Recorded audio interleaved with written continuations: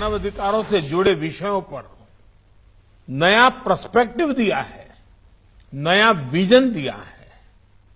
बीते दशकों में ऐसे कितने ही अवसर विश्व के सामने आए हैं जब दुनिया भ्रमित हुई है, भटकी है, लेकिन भारत मानव अधिकारों के प्रति हमेशा प्रतिबद्ध रहा है, संवेदनशील रहा है। तमाम चुनौतियों के बाद भी हमारी ये आस्था हमें आश्वस्त करती है कि भारत मानव अधिकारों को सर्वोपरि रखते हुए एक आदर्श समाज के निर्माण का कार्य इसी तरह करता रहेगा। साथियों, आज देश सबका साथ, सबका विकास, सबका विश्वास और सबका प्रयास के मूल मंत्र पर चल रहा है। ये एक तरह से मानव अधिकार को सुनिश्चित करने की ही मूल भावना है। अगर सरकार कोई योजना शुरू करे और उसका लाभ कुछ को मिले, कुछ को ना मिले, तो अधिकार का विषय खड़ा होगा ही। और इसलिए हम हर योजना का लाभ सभी तक पहुंचे, इस लक्ष्य को लेकर चल रहे हैं। जब भेदभाव नहीं होता, जब पक्षपात नहीं होता, पारदर्शिता के साथ काम होता है, तो सामान्य मानवीय के अधिकार भी सुनिश्चित होते हैं।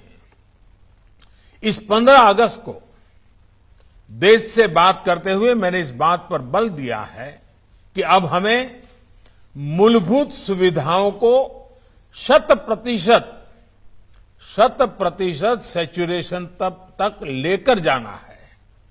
ये 100% सैचुरेशन का अभियान समाज की आखिरी पंक्ति में, जिसका भी हमारे अरुण मिश्रा जी ने उल्लेख किया, आखिरी पंक्ति में खड़े उस व्यक्ति के अधिकारों को सुनिश्चित करने के लिए जिसे पता तक नहीं है कि ये उसका अधिकार है, वो कहीं शिकायत करने नहीं जाता, किसी आयोग में नहीं जाता। अब सरकार गरीब के घर जाकर गरीब को सुविधाओं से जोड़ रही है। साथियों, जब देश का एक बड़ा वर्ग अपनी आवश्यकताओं को पूरा करने में ही संघर्षरत रहेगा, तो उसके पास अपने अधिकारों और अपनी आकांक्षाओं के लिए कुछ करने का ना तो समय बचेगा, ना ऊर्जा और ना ही इच्छा शक्ति। इसमें संशोधन करके महिलाओं को एबॉर्शन से जुड़ी स्वतंत्रता दी गई है।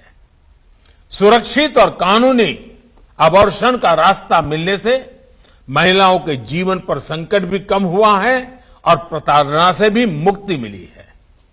बच्चों से जुड़े अपराधों पर लगाम लगाने के लिए भी कानूनों को कड़ा किया गया है। नई फास्ट ट्रैक कोर्ट्स बनाई गई है।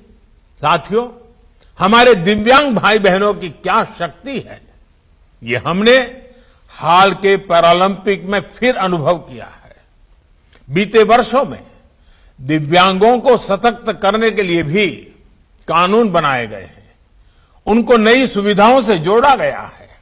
देश भर में हजारों भवनों को, सार्वजनिक बसों को, रेलवे को दिव्यांगों के लिए सुगम हो, लगभग 700 वेबसाइट्स को दिव्यांगों के अनुकूल तैयार करना हो, दिव्यांगों की सुविधा के लिए विशेष सिक्के जारी करना हो, करेंसी नोट भी।